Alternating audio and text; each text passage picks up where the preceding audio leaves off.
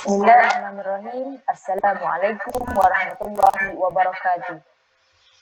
Baiklah, saya Najiah binti Nozri bersama rakan saya iaitu Afiqah Nusrah binti Muhammad Ros akan membentangkan tajuk berkaitan merangkai DSKP.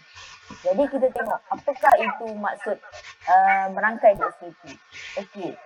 Yang isi kandungan yang terdapat dalam kandungan DSKP iaitu yang pertama, merangkai kurikulum. Yang kedua, kaedah pengajaran. Yang ketiga, tugasan pentaksiran. Dan yang terakhir yang akan kita kupaskan iaitu pelaporan dan maklum balas. Okey, baik. Seterusnya, iaitu yang pertama, merangkai DSKP. Okey, apakah itu dia merangkai DSKP? Okey, baik. Yang pertama iaitu DSKP ini merupakan merangkai DSKP merupakan politik yang digunakan untuk merangkai aktiviti pengajaran, pembelajaran dan pentafsiran untuk mencapai objektif pembelajaran yang telah ditetapkan. Maksudnya di sini merangkai DSKP ini iaitu kita nak rancang, kita nak rancang ataupun nak planning lah. Apa dia maksud aktiviti yang kita nak buat, apa yang kita punya pembelajaran, apa jenis pentaksiran yang kita nak buat berdasarkan objektif pembelajaran yang kita nak hasilkan. Yang kedua, hasil pembelajaran perlu spesifik tentang pengetahuan dan kemahiran. Iaitu berkaitan dengan kita tengok hasil pembelajaran itu apa yang kita khususkan itu kepada pengetahuan, apa yang kita nak ajar dan kemahiran apa yang murid boleh buat, apa pengetahuan dan kemahiran. Okey, seterusnya backward design. Okey, baiklah. Dalam merangkai DSKP, backward design ialah merupakan salah satu proses. Salah satu design yang kita boleh terapkan iaitu backward design, iaitu proses guru membentuk pengalaman pembelajaran dan strategi pembelajaran untuk mencapai matlamat pembelajaran yang diharapkan. Jadi backward design ni adalah proses macam mana guru nak bentuk sesuatu pembelajaran itu. Kita tengok dari segi tradisional dan backward design. Jadi kat situ ada perubahan ya. Kita tengok daripada tradisional iaitu yang pertama, mula-mula yang kita buat iaitu menentukan hasil pembelajaran. Manakala backward design, kita mengenal pasti hasil pembelajaran. Okey, ini yang pertama. Yang kedua, dalam tradisional merancang aktiviti PMP dan tugasan. Manakala dalam backward design pula, kita menetapkan bukti hasilan. Tadi kita dah kenal pasti apa yang kita nak hasil pelajaran yang kita dapat, murid dapat. Jadi yang kedua kita nak menetapkan bukti. Apa yang kita nak tetapkan bukti hasilan untuk kita nilai melalui cara apa. Yang ketiga, dari segi tradisional iaitu menentukan penilaian. Dan yang backward design pula merancang aktiviti PMP. Jadi dekat tradisional dan backward design, dalam fasa yang kedua dan ketiga dia bertukar. Jadi proses yang backward design ni kita dah nak tentukan hasil. Kita kenal dulu hasil pembelajaran, kemudian kita tetapkan bukti apa yang kita nak, bukti hasilan, apa yang kita nak buatlah, aktiviti apa, dan seterusnya kita rancang aktiviti PMP. Itu adalah proses backward design yang guru boleh gunakan dalam PMP.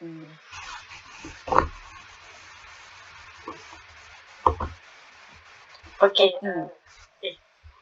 seterusnya dalam backward design, boleh kita lihat di sebelah kiri, PP adalah pengembangan pembelajaran, HP adalah hasil pembelajaran dan KK adalah kriteria kejayaan.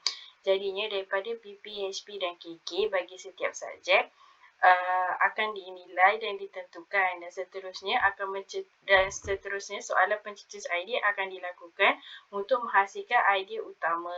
Jadi backward design ni bukan kita menganalisis idea utama dulu, tetapi menganalisis apakah hasil pembelajaran yang ingin dicapai dan barulah kita menentukan atau merancang pengajaran yang akan dilakukan.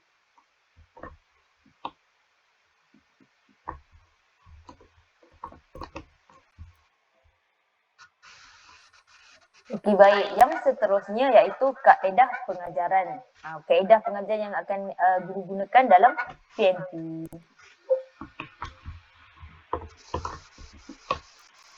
Okey, kita tengok. Okey, ada tiga kaedah. Yang pertama iaitu bersesuaian. Okey, dalam bersesuaian ini ada 5. Ya, ada 5 contoh ataupun kaedahnya. Yang pertama iaitu masalah. Pembelajaran berasaskan masalah. Okey, apa itu maksudnya? Iaitu strategi pembelajaran melalui membuat atau melakukan, iaitu pendekatan penyelesaian masalah. Contohnya kita nak balik kampung. Jadi kalau kita nak balik kampung, apa dia masalah yang kita dapat, iaitu bagaimana cara kita nak balik ke kampung. Contoh, ataupun itulah cara masalahnya macam mana kita nak balik. Kita gunalah transport, kereta ke motor ke kan. Itu contohlah masalah. Yang kedua iaitu inquiry, iaitu pembelajaran melibatkan pertanyaan ataupun mencari jawapan melalui pemerhatian. Seterusnya proses PDP berpusatkan kepada murid dan melibatkan penerokaan dan penemuan. Yang ini melibatkan pertanyaan lah, sesi soal jawab. Ini adalah berdasarkan inquiry. Seterusnya yang ketiga iaitu pembelajaran berasaskan projek, iaitu penyiasatan secara mendalam berkaitan dengan topik dunia sebenar, iaitu guru menyediakan projek untuk murid-murid laksanakan. Contoh projek lah, projek seminar ataupun lektor cipta dan sebagainya. Yang keempat iaitu pembelajaran berasaskan aktiviti. Okey, pembelajaran aktif setiap pelajar melalui pelbagai aktiviti untuk kembangkan asas kognitif, efektif dan psikomotor pelajar. Yakni aktiviti itu boleh melibatkan asas kognitif tadi, efektif dan psikomotor murid. Yang terakhir, yang kelima iaitu STEM. Apakah itu STEM? Okey, STEM iaitu teknologi, engineering dan matematik, iaitu melibatkan pengaplikasian pengetahuan, kemahiran dan nilai STEM untuk menyelesaikan masalah dalam konteks kehidupan harian. Contohnya dari segi matematik. Contoh, ini adalah salah satulah pembelajaran berdasarkan STEM. Okey, kita sambung kepada seterusnya iaitu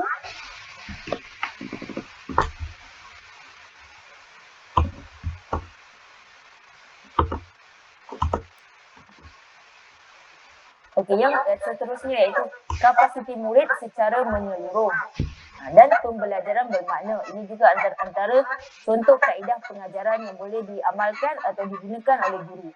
Okey, kapasiti murid secara menyeluruh yang pertama iaitu untuk membina hubungan antara guru dan murid. Seterusnya dapat mempelajari pelbagai kaedah pengajaran. Jadi kat sini kita tengok kapasiti murid tu kita dapat lihat dari segi keseluruhan kita dapat ajar murid untuk membina hubungan baik antara guru dan murid. Seterusnya pembelajaran bermakna. Okey, pembelajaran berkualiti yang akan melekat dalam kita di sepanjang hayat. Contohnya pembelajaran yang kita ingat sepanjang hari. Daripada cikgu mengajar kita daripada darjah 1, darjah 6, kan? Contoh kelas kafa, kelas matematik, segala-galanya lah apa yang kita yang cikgu ajar masa sekolah rendah tu masih ingat kat kepala kita. Itu adalah pembelajaran bermakna. Itu adalah salah satu contoh lah. Seterusnya pembelajaran berpusatkan murid dan manfaat penggunaan digital ataupun aplikasi. Contoh aplikasi matematik ya. Baru-baru ni pun penggunaan digital dalam matematik menggunakan graf. Maksudnya kat situ ada pembelajaran menggunakan digital melalui aplikasi lah. Contohnya itulah maksudnya pembelajaran bermakna. Maksudnya pembelajaran yang memang bermakna untuk murid-murid. Jadi itu saja dari segi kaedah pengajaran.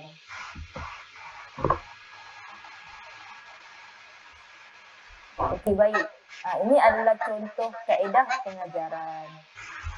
Okey, daripada gambar yang dilihat, ini adalah contoh kaedah pengajaran STEM yang mana menggabungkan antara sains, teknologi dan matematik. Okey, macam gambar yang pertama kita boleh lihat menggabungkan sains dan juga koordinasi motor halus murid, yang mana murid belajar tentang sains dan juga menggunakan otot-otot yang ada lah untuk menguatkan otot mereka, sebab mereka adalah peserta tadika.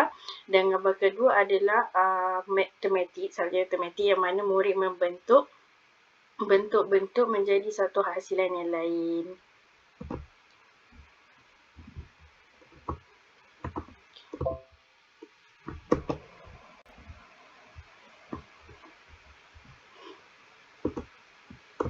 Okey, seterusnya adalah tugasan pentaksiran. Okey, tugasan pentaksiran adalah tugasan yang diberikan untuk menghasilkan hasil murid, iaitu bukti sebagai salah satu cara untuk merangkai DSKP lah. Okey, syarat-syarat untuk tugasan pentaksiran yang pertamanya mestilah bersesuaian dengan hasil pembelajaran, yang mana mestilah mencapai objektif pembelajaran yang akan dijadikan rujukan utama untuk membentuk bagaimana pentaksiran tersebut akan dilakukan. Hasil pembelajaran akan membantu gurulah untuk menentukan macam mana pentaksiran tersebut ingin dilakukan. Dan seterusnya mestilah bersifat autentik. Autentik ni bermaksud dia mentafsir semua pengetahuan, pemahaman, kemahiran sosial, penyelesaian masalah, sikap terhadap alam sekitar dan simulasi pelajar terhadap dunia sebenar. Bermaksud dia secara menyeluruhlah dia dapat mentaksir ke semua benda yang ingin dicapai dalam hasil pembelajaran tersebut. Okey, tugasan pentaksiran ada pelbagai bentuk. Antaranya adalah rakan sebaya yang mana murid bekerja secara berkumpulan dan pelajar menilai kerja atau hasil yang dilakukan oleh rakan mereka mengikut kriteria yang ditetapkan. Seterusnya penulisan adalah seperti penulisan akademik lah. Yang seterusnya adalah pemerhatian yang mana murid memerhatikan perkara tersebut dan perkara ini dapat membantu murid dalam perkembangan kognitif dan psikomotor mereka lah, sebab mereka memerhati dan melakukan perkara yang sama. Seterusnya ada lagi segi formatif. Formatif bermaksud berterusan. Ia adalah pentaksiran yang berterusan yang dilakukan di dalam bidik darjah lah, iaitu sewaktu PDPC. Seterusnya adalah secara lisan. Lisan bermaksud sesi soal jawab, yang mana ianya bergantung kepada kemahiran menyoal guru. Seterusnya kendiri, yang mana murid menilai hasil kerja mereka sendiri sama ada mengikut kriteria yang ditetapkan ataupun tidak. Okey, seterusnya pelaporan dan maklum balas. Pelaporan dan maklum balas dijalankan secara berterusan, bermaksud segala pentaksiran yang dilakukan hendaklah mempunyai pelaporan yang berterusan. Keputusan pentaksiran mesti diteliti secara berterusan untuk mengetahui tahap penguasaan murid. Seterusnya ialah mesti memperbaiki teknik pengajaran. Melalui pelaporan dan maklum balas dan juga pentaksiran yang dijalankan, ini dapat membantu guru untuk memperbaiki kaedah pengajaran supaya bersesuaian dengan keupayaan murid. Seterusnya meningkatkan pencapaian murid. Kaedah pengajaran yang sesuai dapat membantu murid untuk meningkatkan pencapaian akademik mereka. Okey, dan akhir sekali meningkatkan tahap motivasi murid. Sekiranya pengajaran yang dilakukan itu adalah bersesuaian, murid juga akan lebih tertarik dan lebih menarik untuk subjek tersebut. Dan ianya dapat meningkatkan motivasi murid lah, meningkatkan minat mereka untuk mempelajari subjek atau mata pelajaran tersebut. Okey, ini adalah contoh pembelajaran tentang, contohnya kita buat pembelajaran tentang kejadian hujan dan cara mentaksirnya. Okey, seperti yang dijelaskan oleh Ustazah Najiha. Pertama, mestilah kita kena pasti apakah hasil pembelajaran. Jadi untuk subjek sains ini, hasil pembelajarannya adalah supaya murid dapat memperihalkan tentang kejadian hujan, yang mana memperihalkan itu bermaksud menceritakan bagaimana kejadian hujan itu terjadi. Jadi kita tetapkan dulu macam mana hasil bukti yang diinginkan. Jadi untuk memastikan murid boleh bercerita, murid mestilah ada apa orang kata image ataupun proses kejadian hujan yang dihasilkan. Jadi murid menghasilkan carta ataupun gambar raja penghasilan hujan melalui pemerhatian yang telah dilakukan oleh guru.